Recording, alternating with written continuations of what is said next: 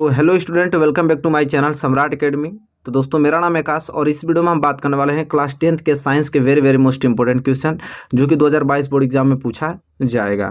ठीक है, टारगेट हम लोग 95% का रखे हैं इस साल 2022 बोर्ड में और उसी के हिसाब से हम लोग अच्छे तरीके से तैयारी कर रहे हैं। तो मेरे प्यारे विद्यार्थियों, चैनल पर नए हैं तो चैनल को सब्सक्राइब करके बेल आइकन को प्रेस करके हमारे साथ जुड़कर और 2022 बोर्ड एग्जाम की अच्छे से तैयारी कीजिए। तो आइए देख लेते हैं क्वेश्चन नंबर पहला, जो कि बहुत ही ज़्यादा महत्वपूर्ण है और इस वीडियो में आप लोगों को ठीक है पढ़ाने के साथ साथ मैं याद करने का भी ट्रिक आपको बताऊंगा कि क्या चीज़ आपको कॉपी में लिखनी है ताकि एग्जामिनर प्रभावित हो सके।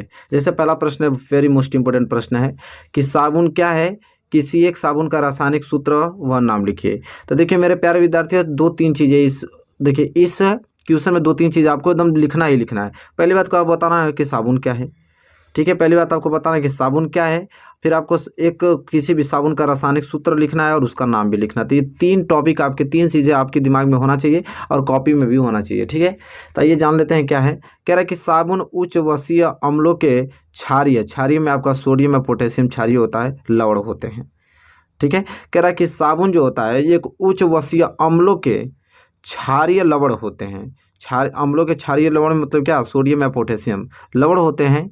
और एक प्रमुख साबुन का नाम पूछा था ना, तो एक प्रमुख साबुन है आपका सोडियम स्टीयरेट। ठीक है, सोडियम का साबुन का नाम है एक सोडियम स्टीयरेट और उसका जो सूत्र होता है, रासायनिक सूत्र होता है C17H35COONA होता है। ठीक है, तो मेरे प्यारे विद्यार्थियों, आपको क्या चीज़ मेन याद करना है कि साबुन उच्च वसीय अम्लों के क्षारीय लवण होते हैं। क्षारीय लवण में सोडियम, आपको पोटेशियम। ठीक है, सोडियम और पोटेशियम, ये दो चीज़ें आपको याद करना है। ठीक है, और आपको याद करना है क्या, इसमें आपको लिखना है कि एक साबुन का नाम पूछा था तो वो है आपका क्या, सोडियम, मेरे साथ सोडियम स्टीयरेट। ठीक है, यह आपका एक साबुन का नाम है और इसका जो रासायनिक सूत्र होता है C17H35COONA होता है। ठीक है, और साबुन एक क्या होता है, अम्लों के क्षारीय सोडियम पोटेशियम लवण होता है। तो इतना पॉइंट आपको याद करके जाना है। ठीक है, आई होप आपको इतना मैंने डिस्कस किया था याद तो हो ही गया होगा कि साबुन उच्च वसीय अम्लों का क्षारीय सोडियम या पोटेशियम लवण होते हैं। एक प्रमुख साबुन, एक नाम है उसका सोडियम स्टीयरेट और उसका जो रासायनिक सूत्र होता है, रासायनिक नाम होता है, ठीक है, रासायनिक सूत्र C17H35COONA होता है। ठीक है, आई होप आपको क्वेश्चन पर पहले में कोई दिक्कत नहीं होगा और पहला क्वेश्चन भी आपको याद हो गया होगा। तो यही तीन पॉइंट आपको एग्जाम में लिख लेना है। ठीक है, चलिए हम बढ़ेंगे अगले प्रश्न की तरफ और प्रश्न नंबर दूसरे की तरफ। प्रश्न नंबर दूसरा देखिए, प्रश्न नंबर दूसरा जो है दो तरीके से पूछा जाता है। अब बहुत ही ज़्यादा महत्वपूर्ण प्रश्न है। प्रश्न नंबर दूसरा दो तरीके से पूछा जाता है। पहला तरीका है कि प्रकाश संश्लेषण किसे कहते हैं।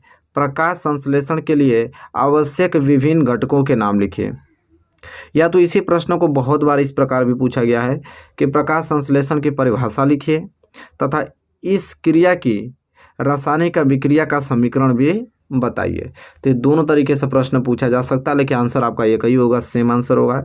तो दोनों प्रश्न आपको याद होने चाहिए कि प्रश्न की कैटेगरी दोनों तरीके से पूछा जा सकता है। तो चलिए हम पहले इसके उत्तर की तरफ बात कर लेते हैं कि आपको कैसे लिखना है।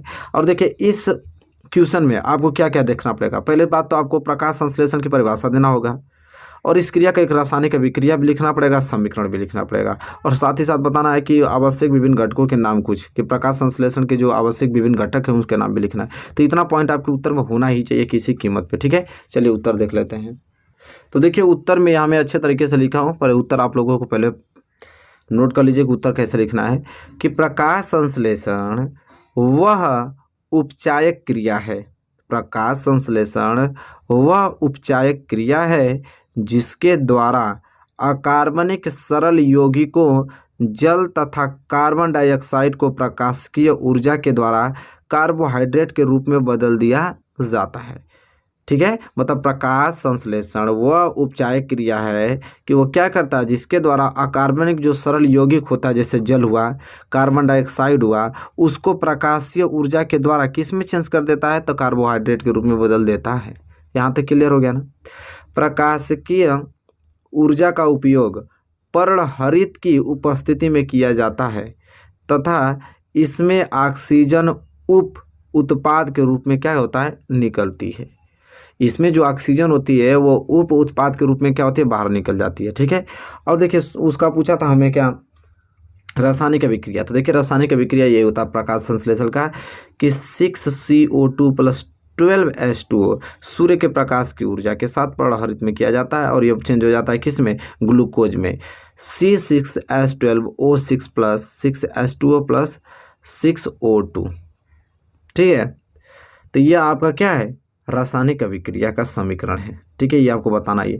और उसमें हमसे पूछा था क्या कि प्रकाश संश्लेषण के आवश्यक विभिन्न घटक भी पूछा था। तो चलिए कुछ विभिन्न घटक का नाम भी यहाँ पे लिखा हुआ है, इसको देख लीजिए। तो विभिन्न घटक हेडिंग डाल के लिखना है आपको कि प्रकाश संश्लेषण के लिए निम्न पदार्थ के अति आवश्यक है, मतलब कुछ उसके निम्नलिखित घटक हैं। कौन कौन? पहला सूर्य का प्रकाश, प्रकाश संश्लेषण के लिए सूर्य का प्रकाश होना बहुत ही ज़्यादा, उसी के कारण होता है प्रकाश संश्लेषण, तो उसका होना बहुत आवश्यक है। फिर कार्बन डाइऑक्साइड का होना, जल का होना और क्लोरोफिल का होना, ये कुछ महत्वपूर्ण विभिन्न घटक थे प्रकाश संश्लेषण के, जो मैंने इसमें आप लोगों को विभिन्न घटक में लिस्ट में लिखवा दिया हूँ। तो इतने पॉइंट्स आपको लिखने हैं प्रश्न नंबर दूसरे में, तब जाके आपको फुल मार्क्स मिलेगा। आई होप आपको प्रश्न अच्छे तरीके से क्लियर और समझ में आ गया होगा। इस प्रश्नों को तैयार करके ही आपको बोर्ड एग्जाम में से आना है, ठीक है।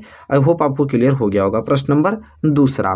और इसी के साथ हम बढ़ेंगे जस्ट प्रश्न नंबर तीसरे की तरफ। सारे प्रश्न वेरी वेरी मोस्ट इंपॉर्टेंट, उसको एकदम रट जाइए, ठीक है, समझ रहे हैं। तो चलिए प्रश्न नंबर तीसरे की तरफ बढ़ चलते हैं। देखिए प्रश्न नंबर तीसरा वेरी वेरी मोस्ट इंपॉर्टेंट है। कह रहा है प्रोटीन्स क्या है, कह रहा है प्रोटीन्स क्या है, इसका निर्माण किन किन अवयवों के भाग लेने से होता है। बहुत ही ज़्यादा महत्वपूर्ण और आईएमपी प्रश्न है मेरे प्यारे विद्यार्थियों। इस प्रश्न को आपको याद करके जाना है कि प्रोटीन्स क्या है और इसका जो निर्माण होता है वो किन किन अवयवों के भाग को लेने से होता है, ठीक है, समझ रहे हैं। तो आइए इसका उत्तर देख लेते हैं किस प्रकार आपको लिखना है। तो देखिए मेरे प्यारे विद्यार्थियों, जैसे जैसे मैं उत्तर लिखा हूँ सेम उसी पैटर्न पे आपको लिखना है। कह रहा है कि प्रोटीन्स की रचना जटिल होती है। जो प्रोटीन की रचना होती है क्या होती है, जटिल होती है। ये जीवित शरीर का 14% भाग बनाती है। ये जीवित शरीर का कितना परसेंट, 14% क्या भाग बनाती है, क्या प्रोटीन्स। यह सामान्यतः किससे, कार्बन से, हाइड्रोजन से, ऑक्सीजन से। किससे, कार्बन से, हाइड्रोजन से और ऑक्सीजन से एंड नाइट्रोजन के संयोग से बनी होती है। प्रोटीन्स जो होती है वो किससे मिलकर बनी होती है, तो कार्बन से, हाइड्रोजन से, ऑक्सीजन से और नाइट्रोजन के संयोग से क्या होती है, बनी होती है। और इसके अतिरिक्त गंधक, फास्फोरस, आयोडीन तथा लोहा आदि भी इनमें आंशिक रूप से क्या होते हैं, उपस्थित होते हैं। तो जो मैं ब्लैक पेन से लिखा हूँ उसको आप ब्लैक पेन से हाईलाइटेड कर देना है, ताकि एग्जाम का जो एग्जामिनर है कॉपी से जो चेक करेगा एग्जामिनर, उसका जो नेत्र है इसी पे पड़े हाईलाइटेड चीज़ों पर, और आपको चेक करके नंबर पूरा फुल दे देगा, ठीक है।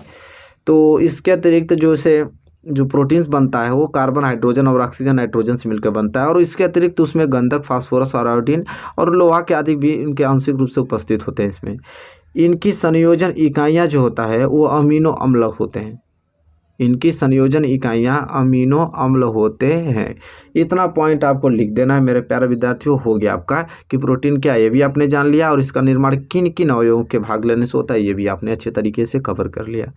तो मेरे प्यारे विद्यार्थियों आई होप इसमें तो कोई दिक्कत नहीं होगा। ये प्रश्न आपको याद भी होगा, जस्ट याद भी हो गया होगा। एक बार घर पे रिवाइज कर लीजिएगा, इसको नोट करने के बाद सारे डाउट्स क्लियर हो जाएंगे और एग्जाम में आप बेहतर कर पाओगे, समझ रहे हैं। चलिए एक क्वेश्चन नंबर क्या था, तीसरा। क्वेश्चन नंबर तीसरा हो गया।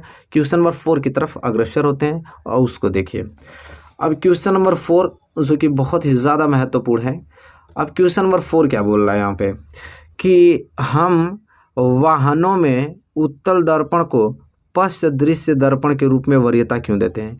मतलब पश्च दृश्य का मतलब समझ रहे हैं, जो आप गाड़ी चलाते हैं उसका जो साइड मिरर होता है ना, बगल में जो साइड मिरर जो दर्पण होता है जिसमें आप बाल उल देखते हैं, पीछे की गाड़ियां देखते हैं, उस साइड मिरर में, उसी को पार्श्व दृश्य बोलते हैं, ठीक है। तो कह रहा है कि हम वाहनों में जो उत्तल दर्पण होता है जो, ठीक है, जो साइड में मिरर लगा होता है, तो कह रहा है कि जब हम वाहनों में जो उत्तल दर्पण को साइड मिरर दर्पण के रूप में वरीयता क्यों देते हैं, क्यों हम उत्तल दर्पण का ही प्रयोग करते हैं, ठीक है, साइड मिरर के रूप में। तो आपको बताना है कारण इसका कि क्या मतलब है। तो देखिए इसका मतलब क्या है कि हम वाहनों में जो उत्तल दर्पण को हम वाहनों में उत्तल दर्पण को पार्श्व दृश्य के रूप में वरीयता देते हैं। इसलिए हम वरीयता देते हैं क्योंकि यह वस्तुओं दूर स्थित भी का सीधा, पूर्ण तथा छोटा प्रतिबिंब बनाता है।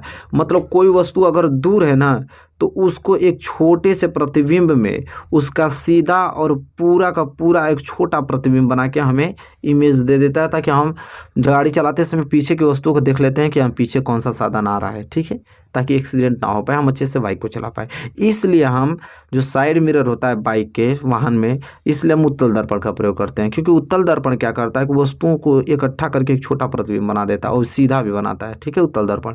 इसलिए उत्तल दर्पण का यूज़ करते हैं। होप आपको क्वेश्चन नंबर 4 अच्छे तरीके से आप लोगों को क्लियर हो गया होगा। नो डाउट आपको होना चाहिए क्वेश्चन नंबर 4 में, याद भी हो गया होगा, ठीक है, समझ रहे हैं।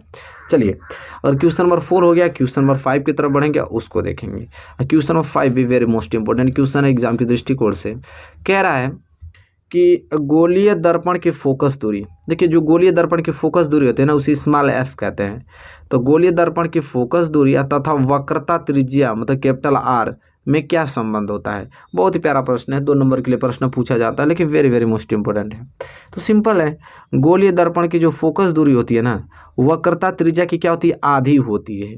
तब ये बताइए फोकस दूरी वक्रता त्रिज्या की आधी हो जाएगी, तो इसी तरह लिखेंगे ना, f बराबर r/2, मतलब वक्रता त्रिज्या की क्या है, आधी है फोकस दूरी। तो इतना ही पॉइंट आपको लिख देना है कि f बराबर r/2, और ये बता देना है कि जो गोलीय दर्पण की फोकस दूरी होती है ना, वक्रता त्रिज्या की क्या होती है, आधी होती है, ठीक है, इतना पॉइंट आपको लिख देना है। तो मेरे प्यारे विद्यार्थियों, इस वीडियो में मैंने total 5 most important question discuss किया, बहुत ही ज़्यादा महत्वपूर्ण है। तो इन प्रश्नों को इग्नोर नहीं करना है, सारे प्रश्नों को याद करके ही आपको जाना, नहीं पछताना पड़ सकता है, क्योंकि मैं जो क्वेश्चंस बता रहा हूँ वेरी मोस्ट इंपोर्टेंट, जो बता दूंगा वो समझ लीजिए कि आपको किसी न किसी कीमत पे याद करके ही आपको बोर्ड एग्जाम में जाना है। तो बताइए वीडियो कैसी लगी। वीडियो तो अच्छी लगी होगी, वीडियो अच्छी लगी तो प्लीज़ लाइक कीजिए, चैनल पर ना तो चैनल को सब्सक्राइब कर इस वीडियो को अपने मित्र जो भी आपके जो 10th के एग्ज़ाम देने वाले हैं 2022 बोर्ड एग्जाम में, उनके यहाँ शेयर कीजिए और हमारे साथ चैनल पे जुड़वाइए उनको, और अच्छे से कंटिन्यू पढ़ते रहिए और अच्छा मार्क्स लाइए। चलिए मिलेंगे आपसे नेक्स्ट वीडियो में, तब तक के लिए धन्यवाद।